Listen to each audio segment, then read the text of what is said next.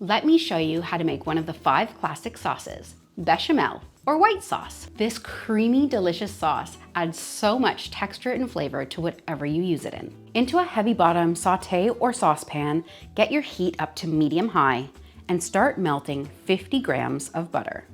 Traditionally, you wouldn't want to get any browning on your butter because you want this to be a pure white sauce, but I like that little bit of caramelization on it, so I'm going to let mine go just a tiny bit brown. Be patient, it has to melt completely.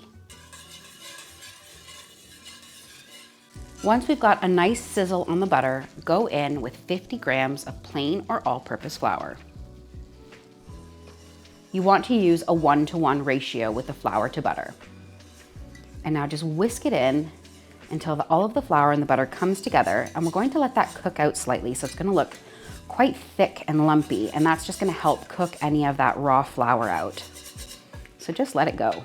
Don't stress about it, just give it a few mixes. You can see here the mixture is starting to get dry and a little bit clumpy, and that's what we want. You don't want to brown it too much for this recipe, just a little bit for that extra nuttiness. But if you were cooking a dish, say from the southern US, you'd actually cook this for up to an hour until it was a really deep, dark brown caramelized color.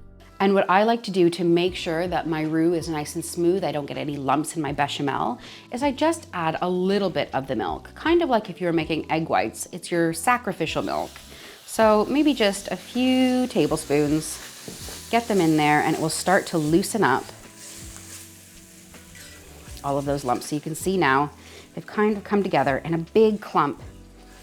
But that milk that you've put in there is going to help the rest of it mix in when you add the rest of your milk.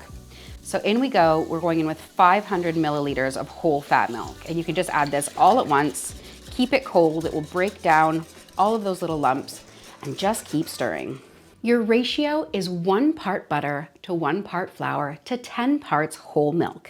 And you want to make sure you're using whole milk. So if you're making less or more, those are the ratios you need to know.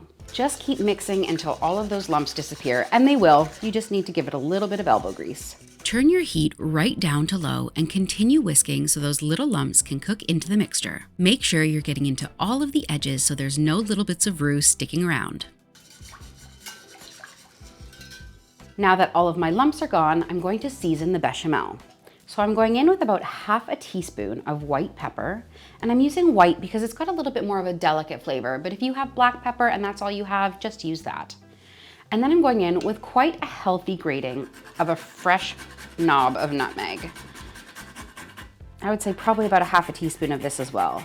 You traditionally would add nutmeg to this recipe. It really does add a little je ne sais quoi to the sauce. It might add a little bit of color, but it's definitely worth it for the flavor. And freshly ground is always best. And then I'm going to go in with just a little pinch of salt. You don't need much because the butter was already salted. And just give that a stir to combine.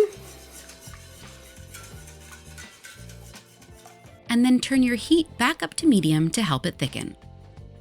This shouldn't take very long now, just 5 to 10 minutes. Make sure you're stirring fairly regularly so that you don't get any burnt bits or stuck on bits in the corners of your pans. You can see it's really starting to thicken up now.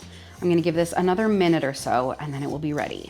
You'll know it's done when it coats the back of a spoon really well. So if I go in with a wooden spoon, you can see it really clings to the back of it. And if I run my finger down, the sauce doesn't move inwards. Turn off your heat, your bechamel's ready. The great thing about this sauce is you can make it in advance, at least a day or two in advance.